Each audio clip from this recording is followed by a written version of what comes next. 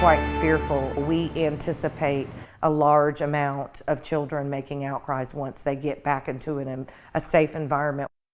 A scary, dark reality now coming to light in Central Texas. Children being abused during the pandemic.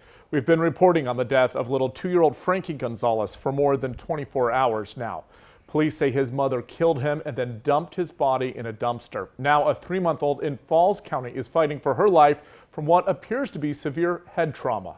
25 News reporter Joel Lopez joins us live from the Children's Advocacy Center from Central Texas with more.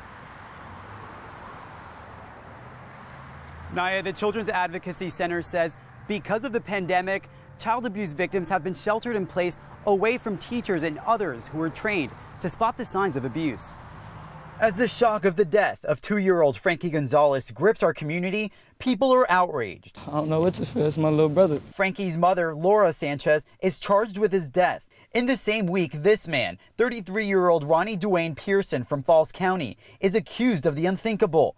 Falls County authorities say he shook his 3-month-old baby girl so aggressively that she's now fighting for her life. This is a dangerous, difficult, life-threatening injury that can have anywhere from temporary to permanent damage to the brain. Pearson is charged with injury to a child with serious bodily injuries, which is a first-degree felony. Last year, the Department of Family and Protective Services confirmed 313 cases of child abuse in Brazos County, 1,118 in McLennan County, and 1,332 in Bell County. But child abuse doesn't stop in a crisis, it actually increases in a crisis. Michelle Carter with the Children's Advocacy Center of Central Texas says the pandemic has put children in danger inside their own homes, away from the watchful eyes of teachers and counselors. And now we're in a crisis where nobody has access to these children, so they have nobody to tell. But there are signs to help spot abuse. Experts say look to see if the child has become aggressive or withdrawn,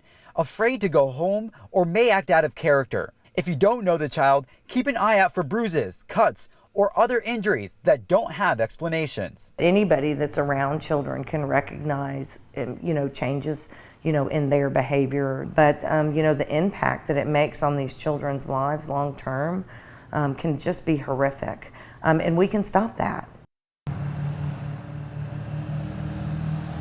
The key point is if you see something, say something. If you or someone you know is a victim of abuse, you need to call the hotline number on your screen. But if you feel like the threat is urgent, you need to call 911. Reporting live in Belton, Joel Lopez, 25 News.